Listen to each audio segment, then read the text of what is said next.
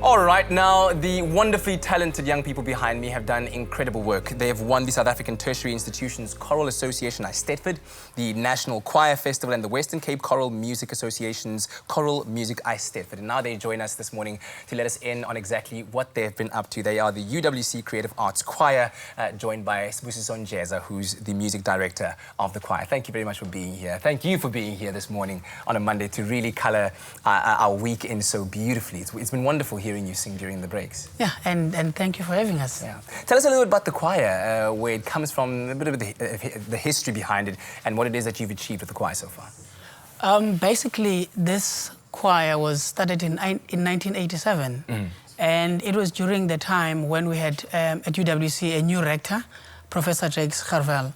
And if you know the history in South Africa, during that time there were riots and all of that.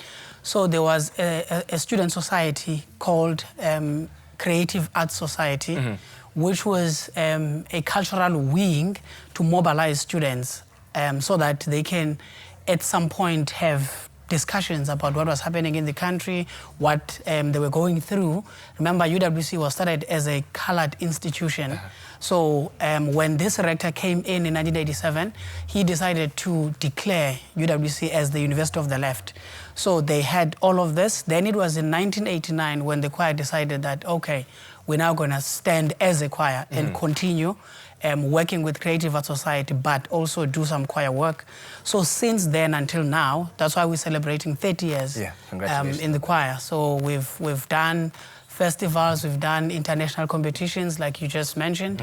But also currently, we are very much involved on campus, you know, as a co-curricular program in the institution. It's no longer just a choir that performs and that's it. Now the university has now started what we call co-curricular record, where the students that are involved here, they go through the training of being in the choir and they learn some leadership skills. And in the end, when they exit the institution, they can apply for a co-curricular transcript.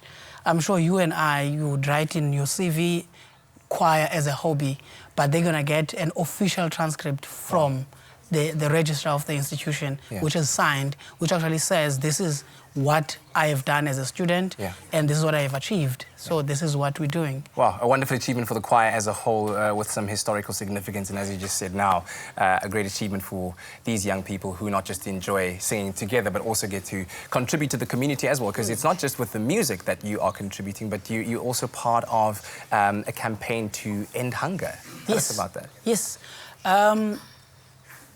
Hunger is one of the challenges. You know, food security or food insecurity is a challenge. It's a community challenge, societal challenge.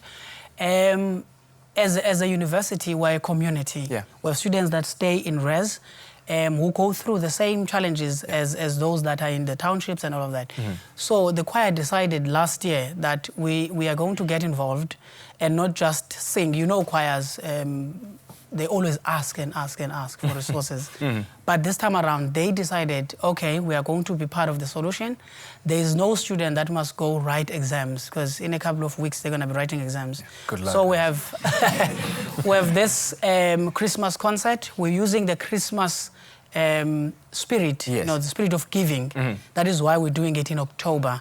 And we call it a Christmas concert. We're just using the meaning of Christmas. That is a time for family to give and all of that.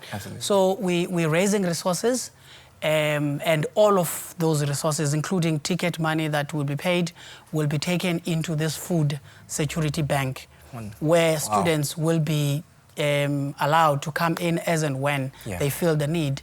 So anybody who wants to contribute, they can follow us in our social media handles and just contact us there. Yeah, you can follow them at UWC Creative Arts Choir, and that concert is on the 12th of October at 5 p.m. at the UWC main hall, and then big ambitions for next year. You're going to Belgium to participate in the World Choir Games. That's going to be huge. It's going to be How huge. are you preparing yourselves? This is part of the preparation, you know, being here. The concert that's coming up, we had a concert earlier in the year in April. We were touring to Eastern Cape from the beginning of September. We have constant performances. We've just auditioned new members for the choir, new talented singers who are joining the family. So we've been working constantly. And because we can't start preparing next year Yeah. for a performance that's happening in next year. Yeah. So this is part of the preparation as well. It's going to be a massive challenge, and I'm sure that you are going to take it on head on. And once again, thank you for being here. Good luck with the exams, but we do look forward to the music in a short while on the other side of a short break.